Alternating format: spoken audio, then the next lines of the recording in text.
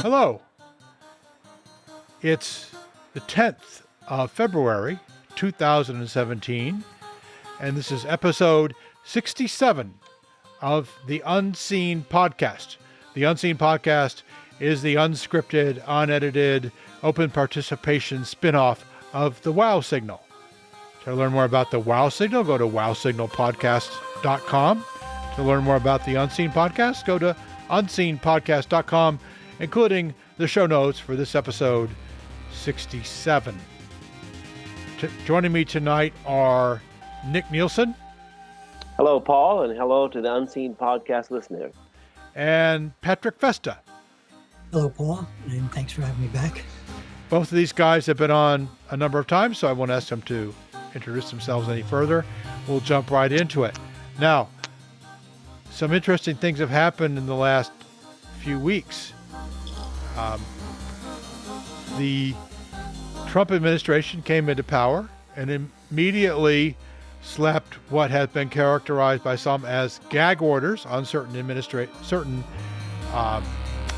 government agencies, particularly agencies concerned with the scientific evaluation of the environment and climate change, particularly the EPA. The response to this has been quite interesting, and we'll talk about that. So I'm going to describe how I see it, and you guys jump in whenever you feel like it and tell me what you think. But what happened very early in the Trump administration, there was an order that went out, an executive order, that told the EPA that they were not allowed to publish anything about climate change without review by certain political operatives. And the result was that on Twitter, something interesting happened. A small part of the National Park Service, called the Badlands National Park, began publishing a number of tweets about climate change. And this got shut down in a few days, but then we started seeing all these alternative Twitter accounts. We don't know how many of them are real because no one can verify who owns them, but there seems that there's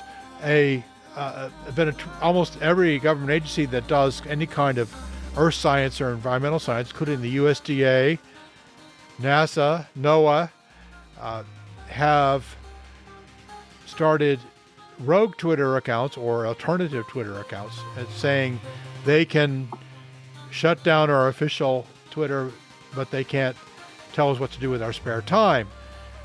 And we don't know, of course, we don't know if these are really people from those departments or if it's just activists who are not associated with them. But it's raised an interesting issue about the importance of both government-funded and not government-funded science in the current political environment. Patrick, what have you heard?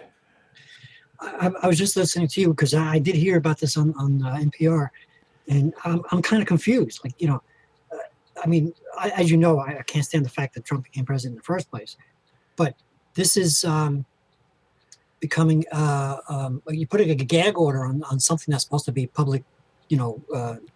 It's like a control-freak government. Trump is trying to control people's information. This is not good. This is like 1984. The book. You can't. Shouldn't even be legal. Even if it is, I don't even think it is legal to do that. To even control what comes out of the scientific community. Now, well, I should point out that I understand that these are government agencies, so you could essentially gag your employees, but we're talking about, actual news, actual public, interests. You're trying to gag this just because you're a conspiracy theorist. You think you can control what people think. Well, did you see the early tweets by the Badlands National Park Service? I did not, and I because of Trump's stupidity, I refuse to go on my Twitter account anymore. You don't have to follow Trump, But why have you refused to go on Twitter? I mean, Twitter is an incredibly irritating resource, but it's still a resource. So why do you refuse to use it? To be honest with you, I got Twitter about a year or so ago when the Sinkfield Cup, the chess club in St. Louis, does the Chess 24 thing, and they do it through Twitter, and you're able to comment and stuff like that. And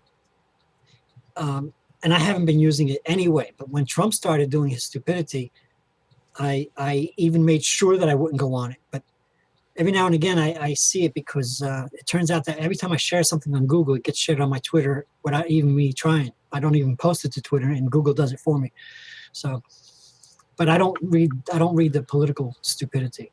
I'm pretty sure you can eliminate that linkage between Google and Twitter if you want to. Yeah, because I clicked on my Google account. I clicked on share. When I share something, I share it with Twitter. I share it with Facebook. That sort of thing. Well, but the point is, I mean, you don't have to follow Trump on Twitter. I don't. You might see him retweeted from time to time, but usually, nearly every time Trump is retweeted, it's in a it's not meant to be complimentary. It's in a disparaging context. Yes. Well, at least that's what I see. I mean, overwhelmingly, it's in a disparaging context. It's not just because of what you see. I mean, the media is as a concerted campaign to paint the Trump administration in the worst possible colors it can.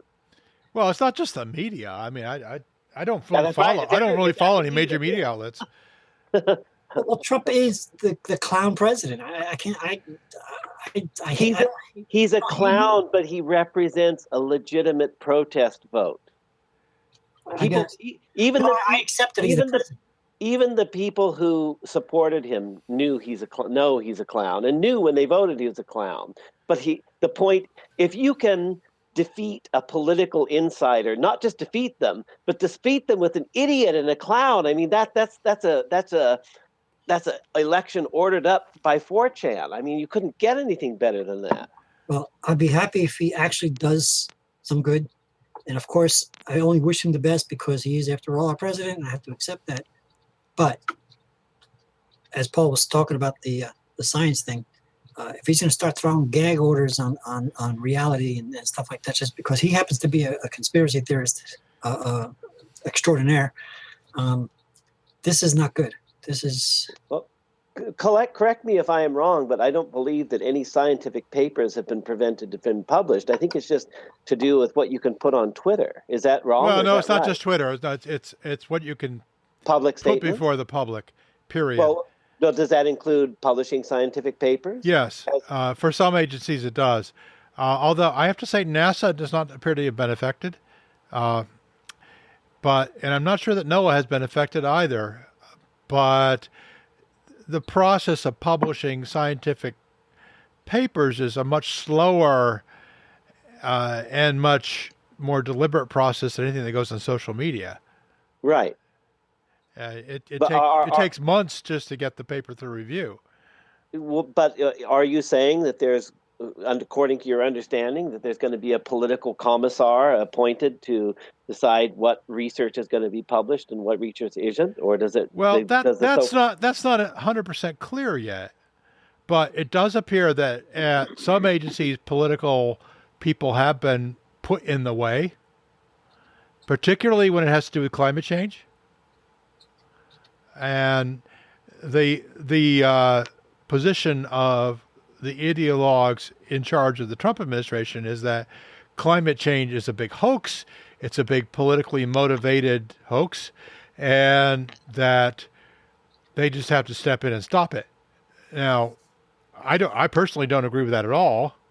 I think I've known an awful lot of the scientists who are doing climate research, and they are, I don't know, I couldn't say I know all of them, but I know many of them, and they are doing very careful work that they consider as important. They feel that, whatever we do with the planet, we have to know what's going on with the planet. We have to understand what we're doing. And right now, our level of understanding is not where it should be, and we have to get it better. And that's and the amount of attention to detail, the amount of teamwork that takes is you might not. Some people don't really appreciate how vast this is. and it literally costs billions of dollars a year to do. And this is not these people are not motivated by here's my left of politics, so I want to put I want to use climate change as an excuse to seize control of the economy. I really don't think that's a big. Sure, there are people like that, but I don't think that's not within the agencies anyway. Well, not as much, no, because this is not something you do as a hobby. I mean, this is really hard work. That's what science is about. You're seeking the truth. You're seeking knowledge. You're doing hard work. And here comes along this client that tells you can't tell people this.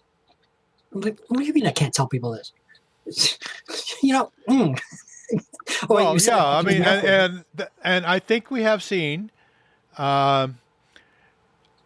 resistance, and the word resistance is being used in a lot of different ways these days, but resistance from the scientific community saying, look, you may control what we can do in our day jobs, but you cannot control, and they do. I mean, legally they do. Agencies can say we are releasing or not releasing the following information. They can do that. Most agencies, in fact, I would say probably all agencies, maintain tight control on what public information goes out. And even to the point of scientific papers. And there's a number of reasons for this, which are not, many of which are quite legitimate, some of which are not, could be political, right? Typically, it's not that political.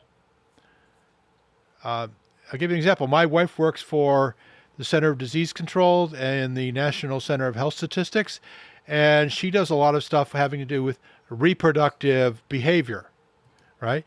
So this always gets people excited when you start talking about teenagers having sex or having babies, right? And yet, her people are not political. They're saying, look, this is the best we can understand about the current reality of how many teenagers are having sex, how many teenagers are having babies, how many teenagers are using condoms, and so on and so forth. And they put those information out as clearly as they can. How do you know that that's not political? Oh, Buck, are you there? Yeah. Oh, I'm here. That's why I waved. Oh, well, I'm watching. I'm watching the audio, not the video. Sorry. Anyway, well, how do I know it's not political? Well, I mean, yeah, I have a lot of insight into the people, and including my wife, who are involved in that. Well, it really depends on how widely you define political. Exactly, and that was my point. And what I'm trying to get at is, what is your definition of political? Not how well do you know them? Like there are people who would meet the same people that you're talking about, and the more that they got to know them, the more they would say what they were doing is political, just based on your description. So no, I don't. The question I don't think is, they would. how do you decide whether it's political or not? If you determine that, the the example I gave, I mean, I know these people. They are hardworking statisticians and sociologists. All they really care about is just getting the facts out there.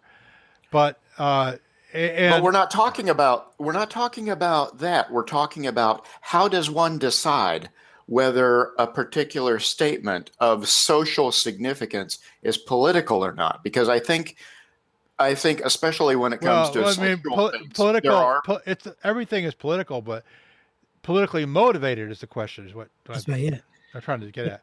And I think in the case of my wife's work, it's not politically motivated at all. It always becomes a political thing, Buck. But yeah, now it's a political. Every time they put out a report, it's a political football. Right. Some people say, look, and give you an example. It has to do with abstinence-only education. Mm-hmm. Right. There's a lot of evidence that abstinence-only education is counterproductive. Agreed. And what my wife's and her group do, they don't really study the education part of it. They study the are teenagers engaging? What kind of risky behaviors are teenagers engaging in? Right, both males and females, and do they use contraception and so forth? Okay, And, convince me that investigation and research is not political. What's your evidence that it's Buck, not what political? I'm trying to tell you, Buck, listen to me carefully. There's a difference between politically motivated and something being political. Everything on this planet is political. But Okay.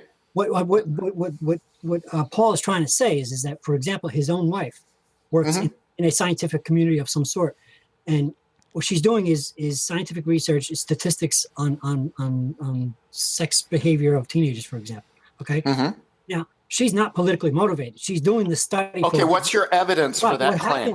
What happens is that she's not politically motivated? It's out there. She puts out the information that she's allowed to put out, and it becomes a political uproar. Well, because people, reflect on it in different ways, right? And some people. Here's one of the bits of evidence.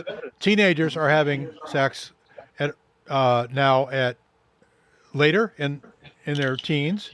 They're still having sex, but they're having it. They're not as young, and teen pregnancies are down. That's a good thing. The most of the teen pregnancies are in. Well, I shouldn't say most. I don't want to misspeak here, but a lot of the teen pregnancies are disproportionately in populations that don't have as much information about contraception. And can I conclude from these facts about society that your wife is not politically motivated? I don't think I can. Of course you can't. But I'm asking you to take my word for it in this case. But well, that's pretty weak evidence. No, I'm not. Take my word for it. You can take that. Come on. No, seriously. I didn't come prepared with a mountain of statistics but the reality is, I can tell you that what she does is incredibly careful work, trying to get the best data from human subjects who, of course, are notoriously biased, right? And they have to address all those issues. They have a tremendous amount of difficulty. They spend millions of dollars just training the interviewers who go out to these people and ask them these questions, very detailed personal questions about their personal lives. And I don't think a critic would object to rigor. I don't think they would say rigor is the problem, that you're not being rigorous enough. I don't think someone that would level this political motivation accusation, that demonstrating even extreme accuracy and rigor in the process and all that, I don't think that would gain any traction with them in terms of persuading them that it wasn't politically motivated. Well, what do you say it? What do you mean by it? The research that your wife is doing. Well, it's funded by the government, so of course it's politically motivated. In that sense, we run into the same thing with the climate change research. With any hot button topic that gets researched scientifically, the whole reason the government is plowing money into it is because they want policy advice, presumably. Yeah, and that's exactly what it's about. So the funding is politically motivated by definition. Now, my wife's research has actually been hailed by both pro-life and pro-choice groups because it gives them the data that they need to understand what's going on in society right now. So exactly that's what NOAA and NASA and EPA are doing in terms of the climate. They're trying to tap into what is going on the planet right now. And it is a very, very complex and difficult set of questions to ask and answer. Yeah. In other words, it's unbiased. Buck, I wouldn't say it's unbiased, but I wouldn't either. But it's not. Well, but it's as unbiased as they can make it. I mean, let's face it. That's what I'm saying. Everything's biased. They're trying very hard to make it unbiased. And Buck, you came in a little late. This started out with Donald Trump's stupidity on putting a gag order on the climate scientists. I'm glad. I thank you for specifying the particular stupidity you're talking about. I got to say, I was telling my family after dinner tonight how thrilled I am with Trump's presidency.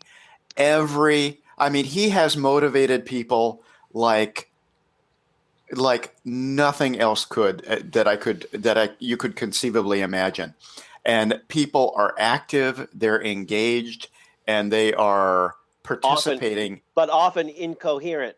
They may be active and engaged, but a lot of times they're not making much sense. Incoherent is part of the process, though, Nick. I think I was at the Women's March on the 21st of January. Bravo for downtown. Well, I was actually there because my son wanted to go, and I said, "Well, okay, he's 12. He shouldn't be in a big crowd by himself." So I went with him. I didn't mind being there. I just thought that it's a women's march, and so that men should probably take a back seat.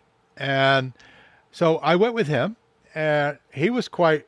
Now my son arrives at his political views on his own. He doesn't require any help from me. How old is he? 12. Okay. He. Well,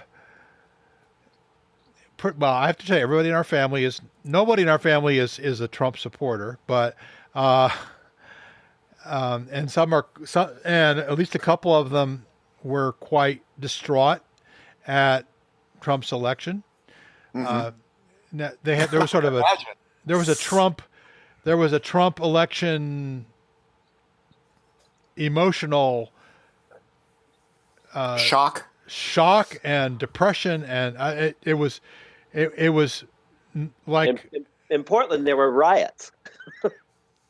Yeah, I experienced some of that depression. But let me tell you about the Women's March, though. Yeah, there was a huge diversity of reasons why people were there.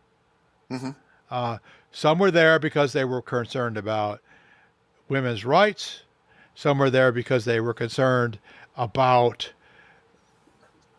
a rising tide of fascism. Some were there because they were concerned about the suppression of science. Some were there because they were concerned about healthcare issues. Others were there. It was an overwhelmingly white and female audience, marching there. It was a huge crowd. It was the biggest crowd I've ever been in. Bigger than a shuttle landing. Trump. You sound like Trump talking about his inauguration. Yeah, well, they're huge. No, we're not going to take seriously anything Mr. Trump says. But the thing is that, and we walked, and nobody knew where they were supposed to be. People thought we were going to walk to a certain street and then turn around or something, and then there were folks with megaphones saying, "There's too many people here. You have to turn here and there," and it was just great fun. But everybody was so polite and courteous that no violence at all. Well, that's the beauty of it. There was violence on inauguration day, but which was extremely limited. By the way, it was probably fewer than 50 people involved in that. But at the Women's March, where there were probably 500,000 or more people, courteous, friendly, considerate people who were trying not to crush each other, show by example, and still trying to hold up their signs and make a lot of noise, and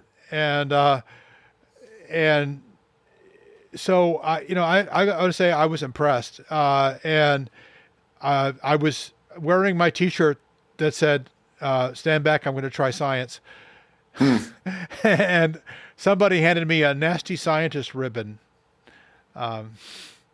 And we walked not by the White House, not right in front of the fence in front of the White House, but by that ellipse, that big lawn that's in front of the White House, and then turned and went up by the executive office building, which is like a layer of buildings before you get to the White House. And at that time, there were both, Obama people were moving out and Trump people were moving in, but there were still, I think, a few Obama people left, and they were waving signs. And we went up a couple blocks and then turned around. But what the thing is, yeah, it's incoherent, not because people don't know what to think, but because there's so many different voices saying so many different things. It sounds like a babble, but it's really there's a lot of different concerns. But the one thing that unified it all was that everybody agreed that that Donald Trump is not the right person to be president of the United States, and is, you know, he's energizing a lot of people, and the Yes. and the biggest cheer, even when we got to the metro station and we're waiting for the train, this chant was bouncing back around the metro tubes. Tell me what democracy looks like. This is what democracy looks like. That was the number one thing that kept bouncing around the crowd. And I think that's the number one problem of our time, because ever since the 60s protest movement, people, and especially the liberal left in the United States, has gotten used to this idea of government through protest. And if you can mobilize more marchers, then you're right. And all these special snowflakes that got used to getting their way by protesting, then they found a popular Democratic vote went against them. And they were upset about it, and they think they're going to change the result by protesting. Well, why don't we just give up voting and administer our country by mass marches, and whoever can get the most people out, then that's how we're going to run the country. I mean, that's essentially what they're saying when they say we don't want, you know, what the people voted for. We want what the people protested for. Yeah, Well, let's face it, most people didn't want what they got. Yeah, I'm curious, Nick, what popular vote are you talking about? Well, I'm talking about the presidential election. And yes, I know Trump didn't get the popular vote. That's not the point. The point is, everybody knows when you start the presidential election, it's going to be the Electoral College, and the result of the Electoral College is what matters. If we want to change it, fine. But if we change it, then people campaign differently, and there's going to be yet another result. You know, we have the system we have, and we go with it. Well, even if we don't like it. I think you're right, Nick, but that doesn't mean we have to meekly accept the. No, that's right. We don't have to meekly accept it. Elected. But at the same time, we have to respect the vote. Well, yeah, okay. There are those people out there that are just plain stupid. You know, like, oh no, we can't. I hated the fact that he became president, but I didn't get out there and start rioting because I got the wrong president. I accept it. You know, I think it's a wonderful thing. Since over 200 years ago, we've been passing the power peacefully. No matter how badly disappointed you are, we pass the power peaceably, and that's what happens. Now, if there's any kind of fraud going on in the vote, that's a different story. Which there wasn't, even though somebody tried to keep saying there was. But nevertheless, Trump was very clear about. We don't like the electoral system, but we're using it right now. Maybe one day we'll change it. Nevertheless, there's one thing that Buck said. He is energizing the right people, you know, the ones that are against him for the right reasons. For example, those agencies that are like we were talking about before, the Twitter accounts that were being muted, and they came out with their own private, Twitter accounts and started doing it anyway. The rogue accounts, and what I've seen of the rogue accounts is that they're highly politicized and have almost no information content. This is still like the public. Like what we're talking about in the topics thread, what is the public's responsibility for getting the science out there anyway? And essentially, these government agency workers saw this as a mistake, as a stupidity of Trump, and they said, well, when I'm not on the job, I'm part of the public, so this is their they felt responsible, and I think that's a great thing. It's unfortunate that we have a president that does these stupid things, but nevertheless, it kind of has a good effect. It's energizing the people like me to do something about this attempt to do an anti-science political. Yeah, and that's what the Science March on Earth Day is going to be all about, right? It's going to be. I mean, there have been attempts to say, look, there's a bunch of extreme left social justice warriors who are driving this, but I don't think that's really the case. I think it's really people who are very motivated by the concept of we cannot have suppression of science for political reasons. Right. It's all that 2 + 2 = 5 thing. It's like this is.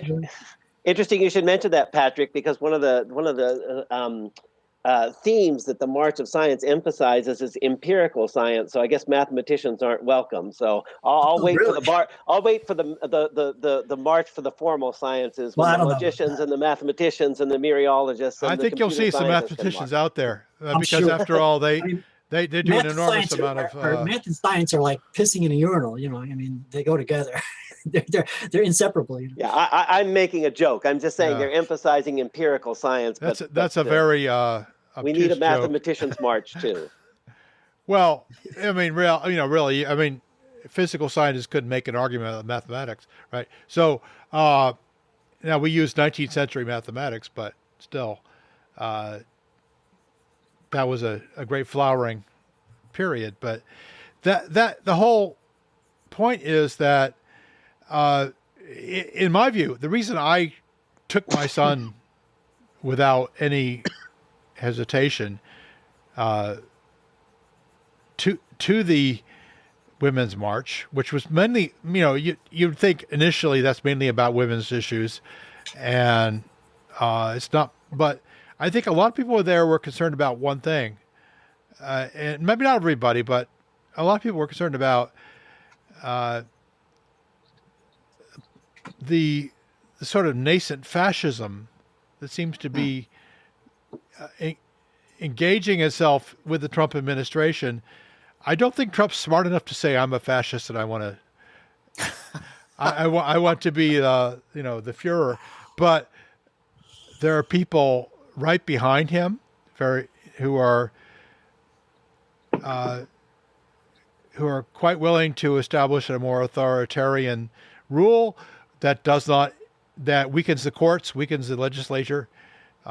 And you mean like people at Berkeley violently protesting to present? No, I don't mean those people at all. No, those are the fascists. Those are the people who don't want people to speak. No, I agree. They're Brownshirts. They're willing to use street violence to prevent someone from speaking. I'm as opposed to that as you are, Nick, but I think that's a tiny fringe. I think that really what we're talking. Tiny fringe argument. No, they're the 1%. It's a few. We don't know who those people were, but who beat up a few people that wanted to go to the maybe rally. Maybe Nick does. I don't know them either. Let's face it. Well, you seem to know a lot about what their beliefs are. I watch a lot of YouTube videos from the alt-right and from the far right. I'm very interested in it. Well, yeah. I mean, Milo's not alt-right, but they call him alt-light. But he's a gay immigrant. I mean, how can he be alt-right? I mean, he's Jewish. So right. He's homosexual and he's Jewish, but he still represents, because he's good looking and because he's well spoken, he's become a spokesman for some elements on the right. Well, he's a spokesman for conservatives, so that's a very much more mainstream. It is, but obviously it's a spectrum. There's a spectrum that goes all the way from the hardcore ethno-nationalist white separatists to the old country club Republicans and then even the evangelical Republicans, which are very different from the country club. Well, I think how Milo makes his living is he trolls political correctness, and he gets people pissed off. He does it well, yeah. And he does it very well, and he's a gay immigrant Jew who doesn't fit into any of the stereotypes that you would expect, and he's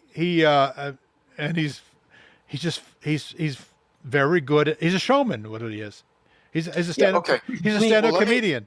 Let me ask that. I don't know this person, but is it possible that he is deliberetely playing the role of this gay immigrant Jew who doesn't fit into the?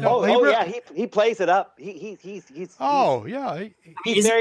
very flamboyantly gay, and he plays to it. Yes, I mean, so he may not actually be this person. He really is. He makes the most of it. Okay, so what does that tell us? Let's assume that all the YouTube videos you watched, Nick, were accurate, perfectly accurate in every detail, and what does that tell us about the beliefs of the people who were violent at Berkeley?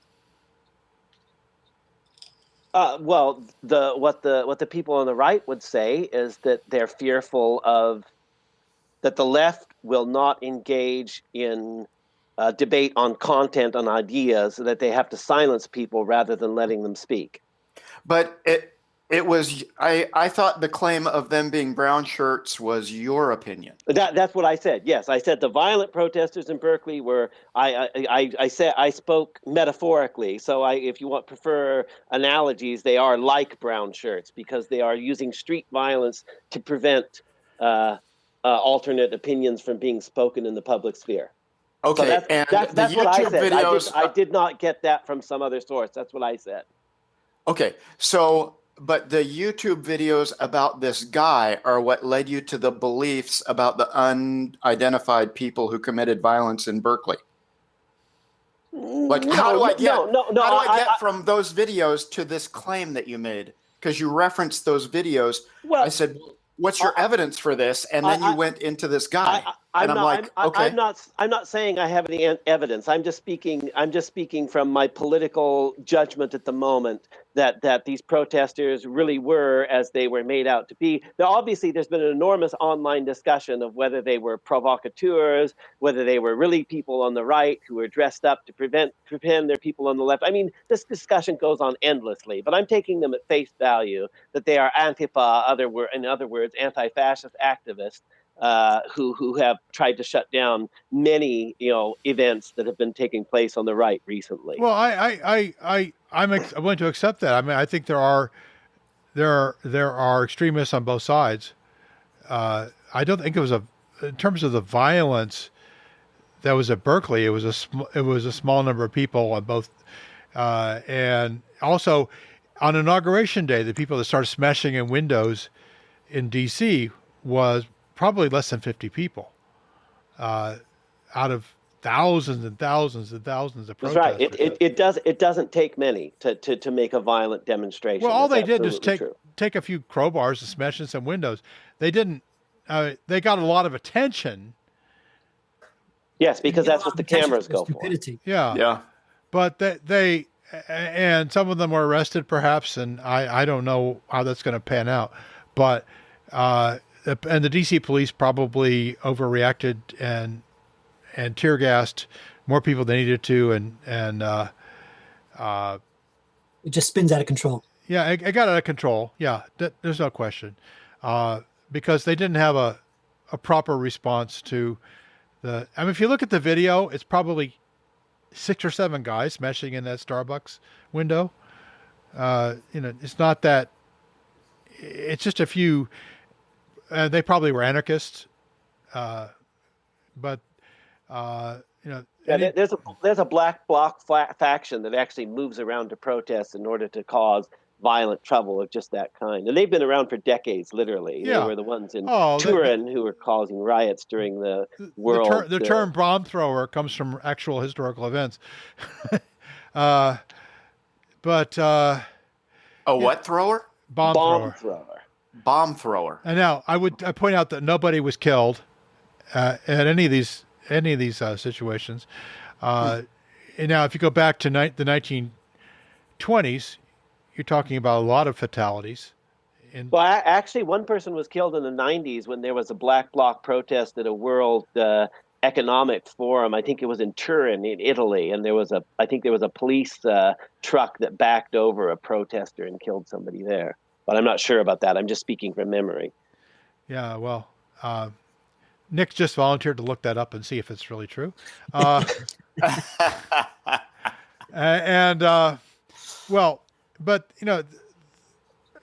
I was at the women's protest, there was zero violence. There was nobody tried to. I mean, and we went by the White House, and nobody tried to, cause trouble at the White House. Trump wasn't even there. He was probably at Mar-a-Lago at that point. But the reality is that the vast majority of people who are energized by the Trump administration and their opposition to freely expressed scientific opinion do not condone violence, and they do understand that Trump is actually the president of the United States. They don't deny that, but what they do say is, we're not going to accept his policies. We're going to resist the policies. I think there's plenty who say he's not legitimate as well. Well, he's not a legitimate president because of the Russians, or because of the. Well, there were a lot of shenanigans. There were shenanigans, but the election was certified, right? He was sworn in by the Chief Justice of the Supreme Court. He's the president. Yeah, the thing. I don't think anybody denies that, but whether or not he's legitimate, I think I think there is a plausible case to be made against that. Buck, there's no. In my opinion, look, I can't stand the freaking guy. He would never be my friend if he lived next door to me. I'd be avoiding him every step of the way. But the point is that I don't think that he's illegitimate. I just think I think it's crazy that he became president.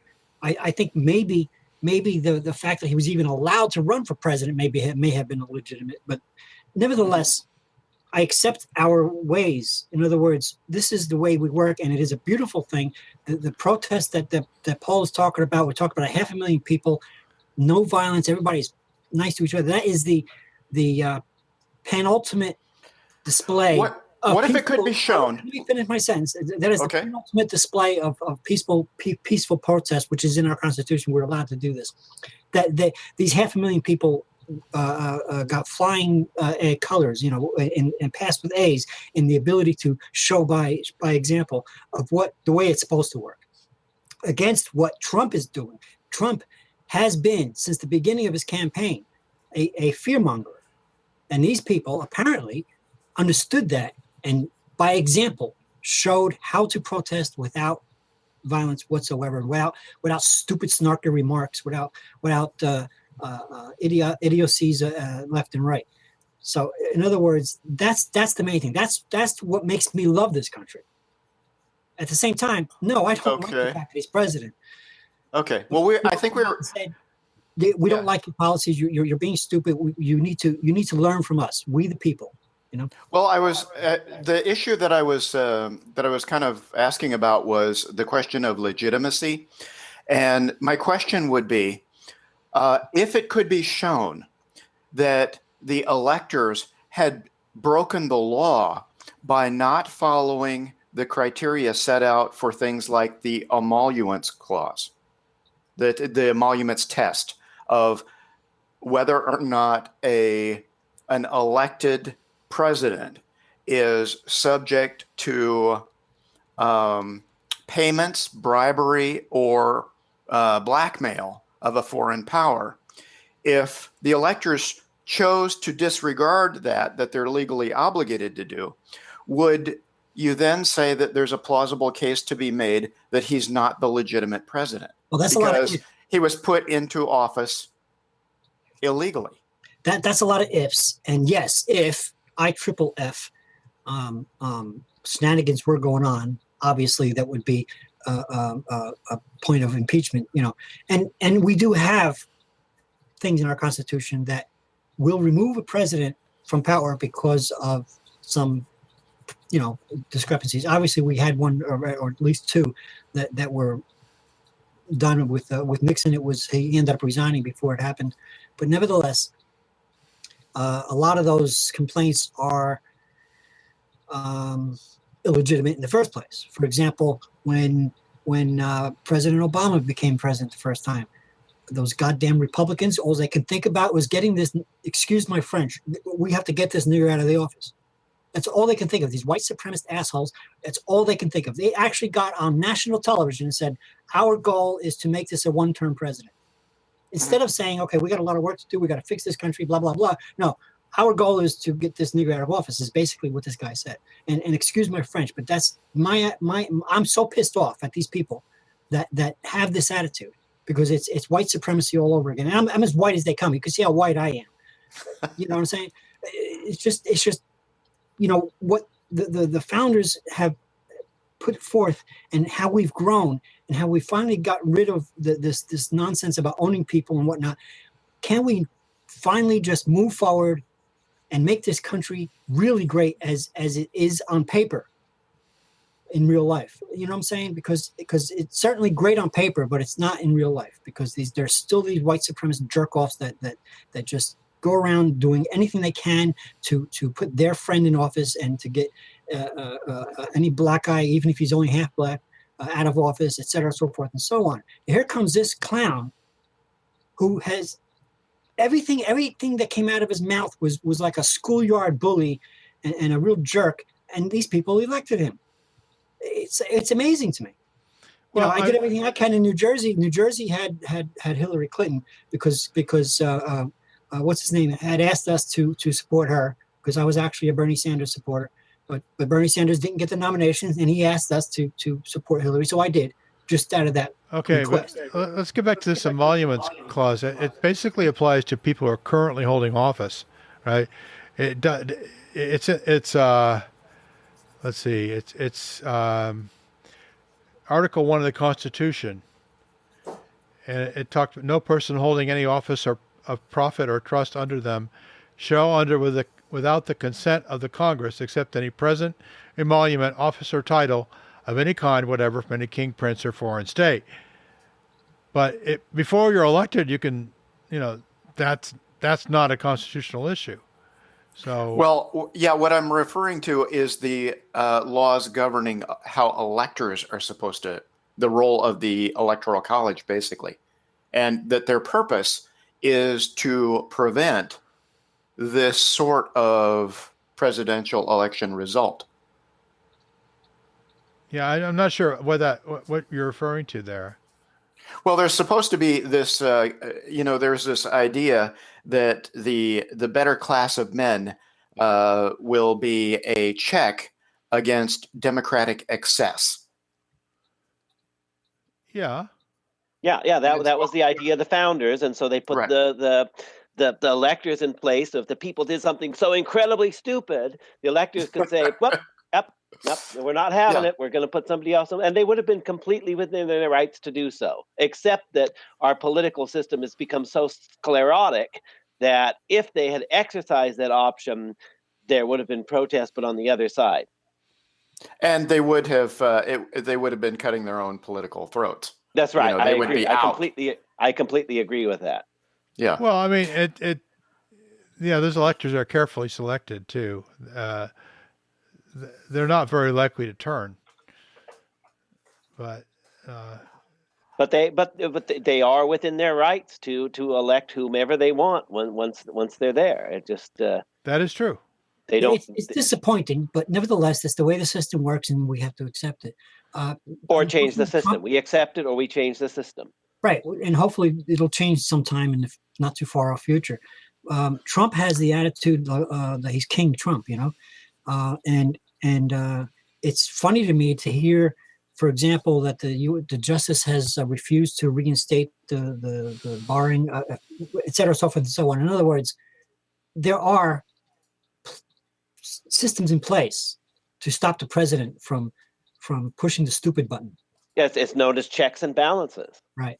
But you have to see that Trump immediately upon getting into office immediately acted with executive orders to fulfill his campaign promises. Now, those campaign promises might be turned back by the court system. They might be turned back by the legislature.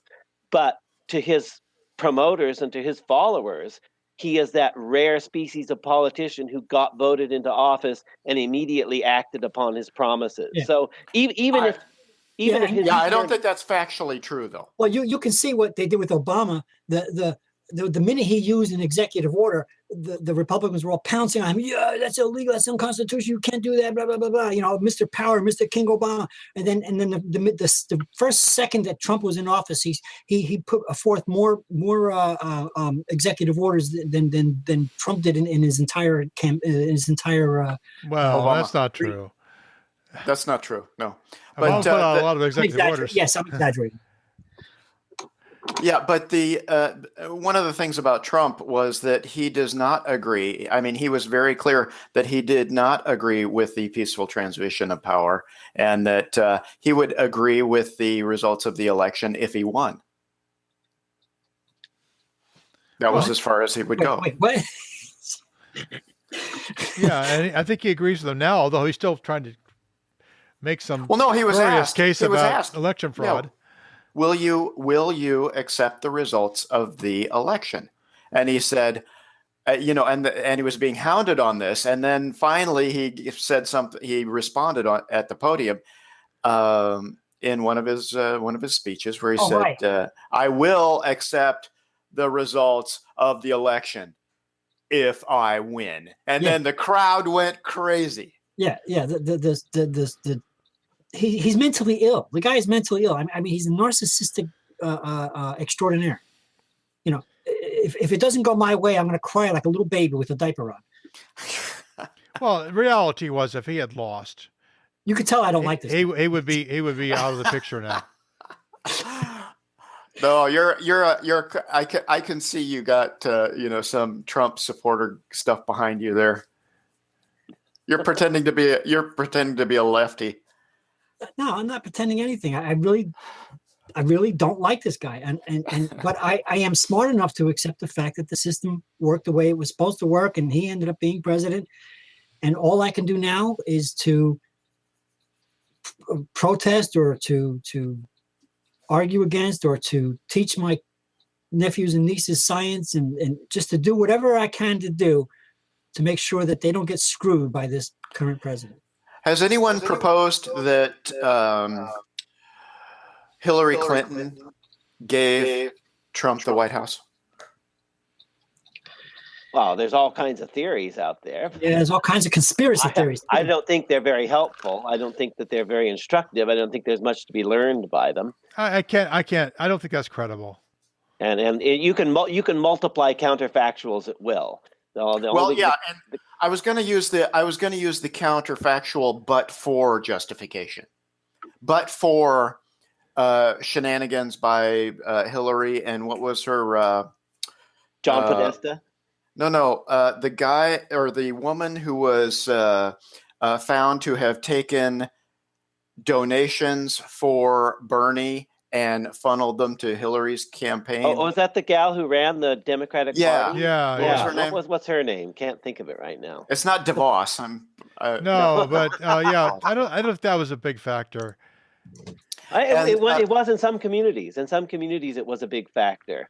But the fact is that she was hugely unpopular, and the polls indicated that she did worse against Trump in every study that they did, and they didn't care. She didn't care, and the machinery of the Democratic Party was going to back Hillary regardless of the data. And that much was clear, and that the whole Democratic Party sided with her, and they could have given Bernie Sanders a chance, and they pretty much were obstructionist to everything. Well, no, they could have given the strongest candidate a chance, but instead they subverted the process, and I think a lot of potential voters for Sanders just were not willing to show up for Hillary Clinton, and the DNC numbers indicate that their turnout was suppressed, and I don't think it's hard to see why. It was people are not really inspired to go out and motivate. They're not going to go out and vote for somebody they don't like. Are told that they have to vote for this person because they're the lesser evil, and they just didn't. And then the other contributing factor, which really leveraged it, was on the right. Nothing could have motivated the Republican turnout more than running Hillary Clinton, and when she was running against Barack Obama. That was the reason why they didn't they didn't run her then was because she's just so hated. Well, there's just as big of a group out there that are misogynistic as there are white supremacists. So I think another factor that you're missing is the people who don't want to see a woman president. Yeah, can we get this back to the aspect of science? Yeah, science under Trump, science stepped on by Trump, however you want to phrase it. And what is the public responsibility? What is the public responsibility? Which I think, if we see science being actively suppressed by the Trump administration, what do you think we should do?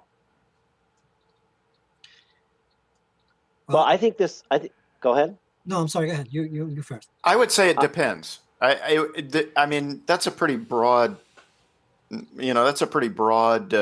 category of potential. Okay, let's put it this way. He says the Trump administration. There's clear evidence that they're suppressing publications of scientific publications related to climate change by NOAA or NASA or EPA. What should they do? What should we do? A leaker would emerge. Well, yeah. Okay, that's part of the evidence, but what should we do? What I was going to say was, it is, as they did, their responsibility as scientists to in their minor protest in creating these rogue accounts and stuff to get it out there anyway, which I think is kind of funny. But that's a form of protest.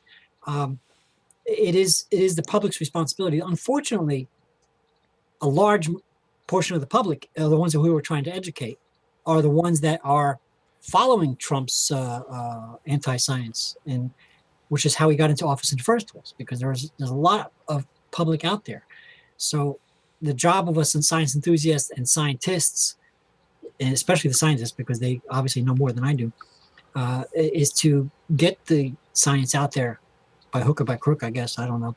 But I think it's responsible of even little people like me to, every chance I get, if my nephews come visit me, I teach them something interesting, things like that. Just to throw some little thing out there, just to, by the time they grow up, maybe they'll remember that I taught them this or something like that. It's a public thing. It's my own family, but, but it's not just science, though. It's also the ability to say, look, here's what we found after a lot of hard work. Here's what it really is. And not without any threat of retaliation, right, or the truth, the facts. But also with its full complexity attached. Anything that is complex as climate, there's not going to be a black and white answer. There's going to be a range of probabilities involved. Right, which is exactly what you'll see in a good climate science paper. That's right, and there's not just one paper. There are thousands of papers that are published, and there are review papers written and survey papers written on multiple papers that have been written to try to get at the big picture. But I think it serves science and scientists poorly to try to simplify the picture. And this is where the politics comes along. Climate scientists aren't purposefully political. We started out the discussion talking about your wife's involvement in research that could be construed in a controversial way, and how they try to avoid that because they don't want to make this kind of splash. They don't want to just get the publicity. They want to get it right. So to get it right, you have to show people the complexity. And that means that some people are going to take the one outlier result and grab onto that and say, oh, well, look, they didn't all agree on this question. And then that's an opportunity for further discussion. But you can't. I mean, we're talking about, though, the media's response to, which is often unsubtle and headline grabbing, to science, which is often much more subtle and much more cautious. We see it all the time. We see in astronomy stories, we see people tacking on the word mysterious just to get attention, to get clicks. Oh, this mysterious galaxy. Well, okay. Astronomers, what that means is astronomers haven't figured out everything having to do with that galaxy. But it doesn't mean that it really is all that mysterious, but it brings eyeballs in, it brings clicks in, it brings eyeballs in front of ads, but that's quite different from the presentation of science, which is primarily meant for other scientists. Right. It is. So how can we get it so it's meant not just for other scientists, but it can communicate the full complexity of science to a wider audience, presumably the audience of a democratic country that's going to elect leaders that are going to act on policy. Well, Exactly. right. The policy You guidance is something that is a big gap that's never been really properly closed between the science and the that policy advice, and because and one of the reasons for that is there's a lot of value judgments in between the facts and the policy. How do you make science interesting? No, it's not how you make it interesting. It's how do you make it. It's how do you make it relevant, influential? Yeah. How do you say, look, these are the facts. Any reasonable person would judge that it's necessary to take action in some way. Problem is that the adults that are listening to this are those. Excuse my French, but there are that public stupid people who don't understand how much work and how much accuracy and how much work that goes into the scientific process. So how do you reach people? And it sounds boring to them. Now, yeah, but how do you reach those people without just dismissing them? Right, exactly. How do you do that?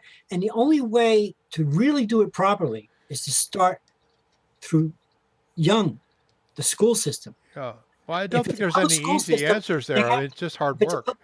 If it's a public school system, that your kids are going to, then you have to have a science curriculum, or at least, some sort of make it interesting, that sort of thing. That's what I mean by make it interesting. So that when these kids become adults, they won't be the idiots that their parents are. I can assure you my kids are very different kinds of idiots than I am. Well, no, you're not really, but you are yourself an engineer, or as I call it, a scientist of sorts. So you're not in that group. But the point is that a large majority of this country, the people who voted for Trump, are those kind of people. Well, no, wait a minute. Let's not throw everybody in the same tar with the same brush. Some people voted for Trump because they hated Hillary, and some people voted for Trump because they really thought he would be a good president. That's probably less than half of the people that voted for him. And other people voted for him because they just thought it was funny as hell. Yeah, it's a big joke to them. Yeah, the whole presidency's become a joke. And maybe we should think about that more deeply. Is the presidency still meaningful? And I think the other thing we need to think about more deeply is, in the long term, the model of funding that we have for science today is some of it is funded by the government. The government gives money to universities, and universities do basic research, and private corporations fund research that's usually R&D that has specific applications for this creation of a product that can be sold. So science now is so expensive, whereas it began with gentlemen amateurs and people doing things in their garages and basements. Science is so expensive now, you've got the only people who could fund it would be individual billionaires like Yuri Milner, nation states, very large corporations, or very large charitable organizations potentially. Although I don't even know if that goes on, but it's just something I mentioned. Well, there are charitable organizations, but I think they're a small part of the mix. Well, can scientific civilization, come into existence with that kind of funding model, or is there any possibility that we can do anything else? Because science funded by the government is essentially political, whether we like it or not. Right. Well, I mean, I think I read recently, and I don't have the reference for you, but 2/3 of science funding in the United States, I don't know how it is in Europe or Asia, but in the United States, is privately funded. It's not all immediate for immediate applications. A lot of it is pharmaceutical and biomedical, because that's a huge sector of the United States economy. There's money to be made. There's money to be made, and there's money to be lost if you don't stay up with the latest information, right? Hence Martin Shkreli. Well, I think he's kind of a bad joke. A clown. Yeah, but there's an awful lot. I mean, and there are problems with science, especially in the biomedical area that we've talked about before. But not that scientists aren't. The vast majority of scientists aren't trying to do a really good job. They are, but I was just looking it up. The National Institutes of Health spends about $31 billion a year. That's near, there's some overhead there, but they're trying to spend it on research. The National Cancer Institute spends money. There's a huge amount of money. The NASA budget is tiny compared to that. The actual amount of NASA science is a tiny fraction of the NIH budget. The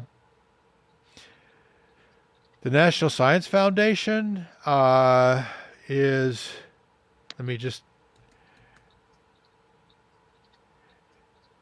billion, which is about half the NASA budget. Well, like a third the NASA budget. And there's a vast amount of research. Now, companies like Google and Apple can afford have cash reserves that boggle the mind, and they can spend vast amounts of money on research that interests them. I know Google does a lot of small bet research where they look at things that are pretty far out there, including things that you wouldn't think would be associated with Google, like biomedical stuff. So there is a lot, but the problem is that it may be relatively small dollar-wise. By relatively, I mean a few $billion of people who are in the government who are looking at climate change and other controversial things, but climate change being the number one thing. And if those people are muzzled, then we won't have the information we need about climate change. I mean, there's work going on in Europe. There's work going on in Asia, but it's mostly us. It's mostly up to us. There are lots of people who don't believe we need information on climate. Well, even if they don't believe that the climate change is anthropogenic, they must think we need information. Well, it's been the tradition of human civilization since its inception just to sort of stumble through and deal with problems after they occur. So once the water starts rising, then you start, building cities at higher elevations. But when Miami is flooded, you've already lost tens of billions of dollars in value, right? But you'll also spark a huge construction boom at higher elevations. Well, that's the old broken windows argument, right? I mean, it doesn't really add to wealth. It just it will add to wealth if they build better cities in the future. It will add wealth to some people. To some people, as long as there is a profit motive, and I will go. I mean, it's older than the Bible. The love of money is the root of all evil, and I can tell you, I hold the virtue or the moral code of following reasoning, regardless of whether I like the result. I hold that as a very high personal standard. A high priority for myself. And I got to tell you, when money is on the line, I cannot trust myself. I cannot trust my own reasoning to do what's best. Or, in my younger days, there were, female lures that caused me to think poorly and make poor decisions, which I just could not resist. And hey, tell it, brother. So the fact is that as long as there is going to be spectacular fortunes that can be made by taking advantage of, and this is one of the things that the libertarian view focuses on a great deal, is that if there is an opportunity to take advantage, the libertarians tend to say that whoever it is will take advantage of it, but some people will. And some people will try and cheat. Now, one thing that, there's different ways that you can deal with this. But the fact of the matter is, I've been in situations where I was absolutely convinced that things should go my way. And I was elected to represent one side in this contract. And I don't feel like, I feel like if I am so weak in my ability to reason clearly on something, as I was in this case, if I thought there was $100 million, if I was going to make $100 million on shipping the worst tar sands through the bodies of the crushed Native Americans, I would probably find a way to justify it. I understand. Yes. And nobody can say that they wouldn't until they've been in that situation. So it almost becomes a morality. Oh yeah. When do you try to justify your own immorality thoughts? Is there all the time? Is there a every man has a price thing going on? I would say almost all of us do. I'm a poor man myself, and I got to tell you that once, maybe twice in my entire life, I turned down something because I thought it was totally wrong, and I might have been able to make money on it, but screw it. Well, if it's definite, it was a very long time ago, so I couldn't give you any details. Yeah, if it's a definite win, and Nick, I think it looks like you're talking, but you're muted.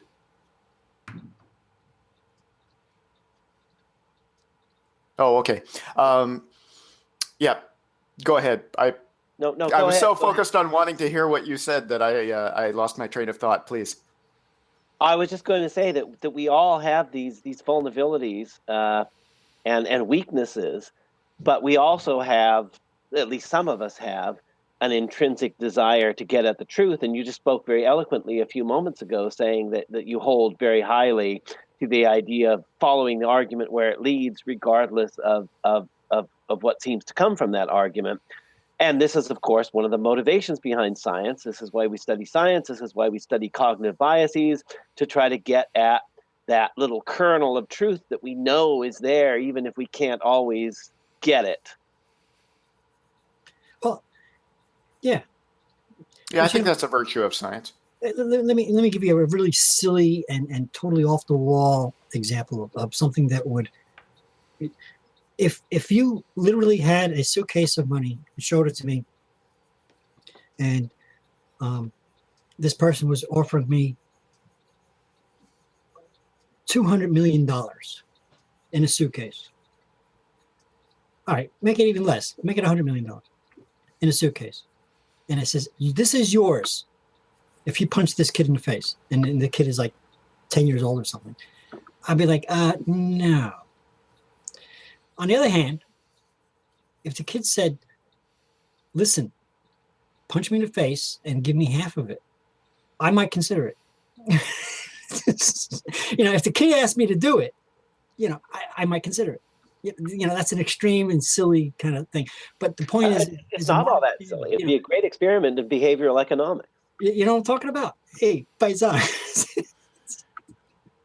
Or if a man in a white coat said, punch this kid in the face, it's important, you might do it, right? No, absolutely not. No? But if you what Buck is saying is about the price. I would have to get the kid's permission, and I would have to give this kid half the money. No, Well, I would have to, if in the kid that really wanted me to do it, scenario, I would have to. but give him you're setting up a kind of scenario that is atypical for, like, what happens is generally it's not so clear cut, and the corruption is spread out. The harm is so spread out that it's not nearly detectable. So it's just a case of, well, this is just for convenience. Yeah, the rule says that it's supposed to go through this, but that rule doesn't apply or shouldn't apply in this case because of all these reasons. And we just need you to expedite this. And oh, by the way, you can, this will help out everybody. And oh, by the way, you'll get a promotion and you'll get this, and your family will do better, and your kids will have a better school, and you'll all have a better life. Well, then, you would be almost crazy not to do it, and you would kind of be crazy to try to start digging too much into, well, what might be the harmful downstream effects of this action that I'm taking. And this is one of the things with large, especially corporate bureaucracies, where the evil that is done gets broken up into little tiny chunks so that nobody's actually responsible for it. You can't even say that anybody's majority responsible for it. It's like, I didn't do it. It wasn't me. That's my ongoing. They'd say, I was doing my job. I was just doing my job, and this. Yeah, and there was no, there was no direct harm. Like, let's say you're funding, somebody's running open speakers with an open mic. If you cut funding for something, you're trying, like, in order to stimulate the economy because you think taxes are too high. Or I've talked to people who just said, look, we're always against taxes. I was working on Pitkin County, and Pitkin County in Colorado, they had radio communications towers that were falling apart, and they needed money to get them repaired. They weren't safe. The repairmen couldn't climb them. They weren't certified for people to climb. And so they were trying to figure out, well, where are we going to get the money for this? And you wouldn't think that Aspen, someplace like Aspen has trouble raising tax revenues, but their tax rate is super low, which is why, zillionaires build castles there.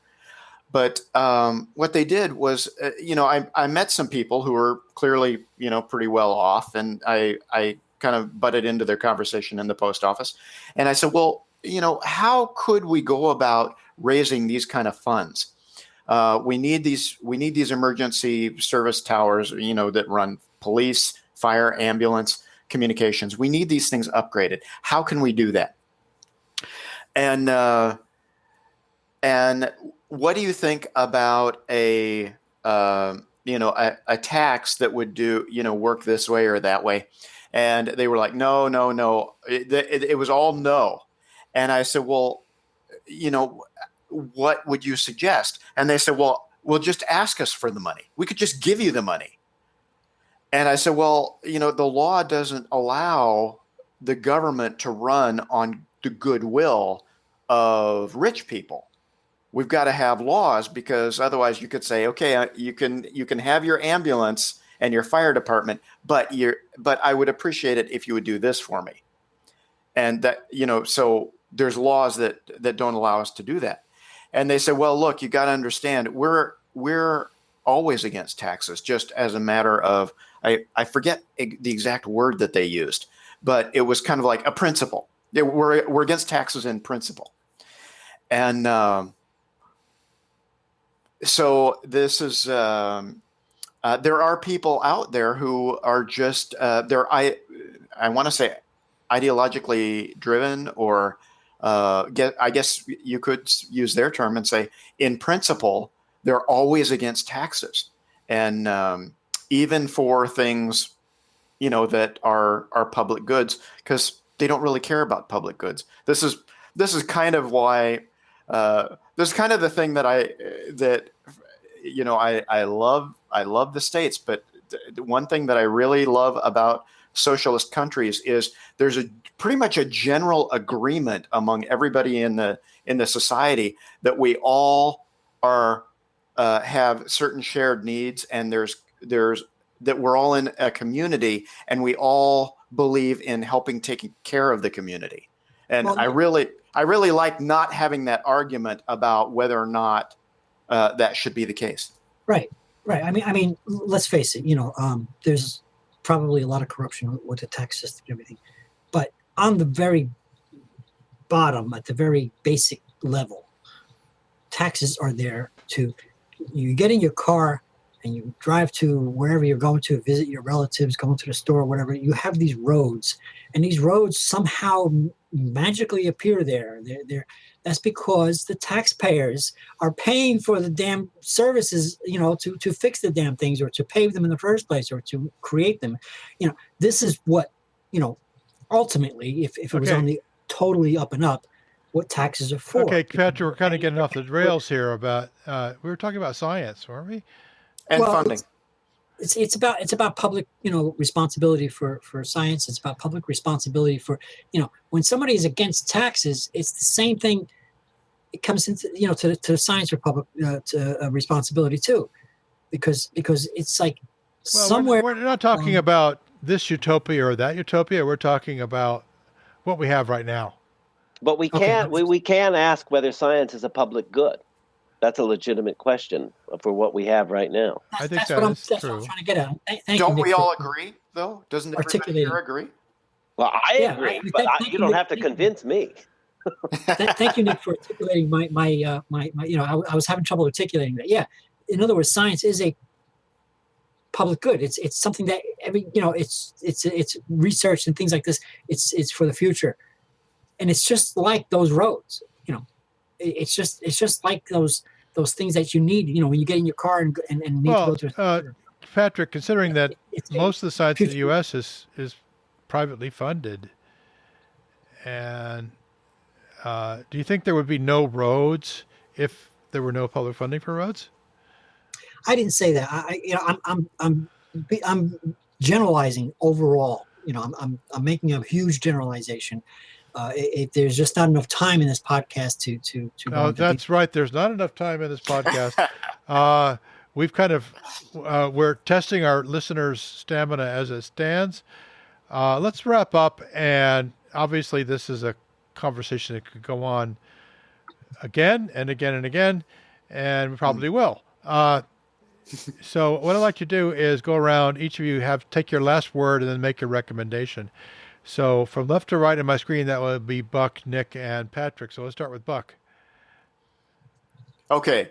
My recommendation on, I think I'd like to endorse the emphasis of science education, and particularly the methods of science, which we didn't really get into what constitutes good science versus less good science, but we did talk about that a little bit in the chat. And as far as future or media that I would recommend people check out, I was looking at the new Bil Nye, the Science Guy science show that's coming up. I agreed with the topics that were flashed quickly on the screen, except for GMOs and GMO safety. And I presented the criteria for any kind of theory or explanation that I would take that would change my mind on GMO safety. And I hope that the show will address that. Okay. Nick. My last comment is to take up what Patrick was saying about roads and what you were saying, and say that if roads were privately funded, we would have them, but we wouldn't have the same road system we have now. And similarly, if science were not publicly funded, there would still be science, but there wouldn't be the science there is now. And of course, I could expand upon that, but that's my final comment. For my recommendation, I'd like to recommend a book that I only recently found out about. It's not a recent book, from 1966, If the Sun Dies by Oriana Fallaci. I just found out about this a few days ago. She spent a year in various NASA places, talking to astronauts, administrators, Wernher von Braun, and she has a very non-mainstream take on the early space age, and it looks like it's going to be very interesting. Okay. Patrick. Yes, I like what Buck said. It's important to teach kids about the difference between good science and bad science, and the education system. In any case, my recommendation, speaking of science, we most of us have seen. I don't know if you've seen it. The old video, the Large Hadron Rap, was kind of a semi-comical video before the Large Hadron Collider actually fired up. It turns out that a book by Lisa Randall, who is a particle physicist, a physicist. I'm sorry if I'm misnoming her credentials. Lisa Randall is a physicist who wrote this book, What Passages, before the Large Hadron Collider was about to be started up. And I got to tell you, being a layman myself, and the reason why I mentioned the Large Hadron Rap was because the Large Hadron Rap, as funny as it was talking about dimensions being rolled up so tight and all this other stuff. And I really did not, I must have seen the video 100 times. But I'm in chapter 4 of this book, and I already know now what they were talking about. She very carefully and very distinctly explains multiple dimensions and what they're about and things like that. And this is before the collider was actually fired up. So I recommend Lisa Randall's War Passages and her book right after this, Knocking on Heaven's Door. That one starts with the parable of the cave, doesn't it? I don't remember. Oh, okay. I've had this book so long that I haven't been able to read it. I don't remember. Okay. Sorry. I got to go skiing with her when she was in Aspen one year. Did you really? Yeah. Wow. Okay. Well, my final word is I will not comment further on the whole science under Trump issue at this point, but we'll see. And I am kind of optimistic that the pushback is going to be way stronger than anybody anticipated, and will continue pretty much as we did under Obama. But my recommendation for me is a no-brainer. I think it's still in theaters. It's the movie Hidden Figures, which is both great entertainment and fantastic, quite inspiring. It's also a book, and my son is now reading the book. I might read it at some point myself. It's about, well, I think you probably know what it's about. It's about African-American women in the early days of NASA spaceflight and trying to make their way in spite of not being taken very seriously. And Hidden Figures? Hidden Figures. Yeah. And it's still in theaters, I believe. And I think anybody will enjoy this movie. And it's just a good story. And so by all means, if you have a chance to go see it this weekend, go out and see Hidden Figures. If not, it'll be in video soon. It's done very, very well in the box office. When I was there, it was about an equal mix of African-American and white audience. And it was one of the few movies I've been to in recent years where the audience applauded at the end of the movie. Wow. So sounds like an educational opportunity. It is. Oh, it is. It is. It's also just great fun to watch. It's got humor. It's got drama. It's got, coffee pots. And you know what else it has? It's totally appropriate for kids. So take your kids. Educational opportunity. So that's it. Now, one thing I wanted to note that Mike Bowler did tweet in, and he said, "Go Patrick." Really? Oh. Really? Yes.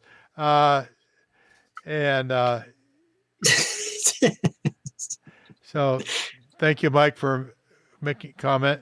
By the way, since we no longer have the Q&A on these Hangouts, we have instituted a method by which you can tweet in your comments or questions. So this is the first one we've had from Mike, who's also been a panelist a number of times. If you want to be a panelist on the Unseen Podcast, that's easy to do. Go to unseenpodcast.com for more information about that, or you can email unseenpodcast@gmail.com and we'll set you up. Basically, the procedure is you join the Google Plus community and you will get an invitation every 2 weeks to join a panel.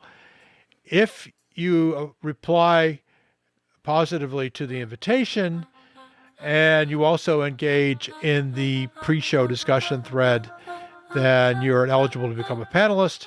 And people who are new, who have not been on a panel before, will have priority. So by all means, get in there and let's talk. And what are we going to talk about? Well, that's largely up to you. So let's have that conversation. The episode 69 topics thread was just opened this week, and the invitations went out today. If you join us later, you will get your first invitation for episode 70, and there'll also be we're planning some special guests after episode 70, so stay tuned. Go to unseenpodcast.com to learn more. There's a lot of tabs there and links you can click on that will help you understand what we're about. I'd like to encourage you to follow us on Twitter at Podcast Unseen.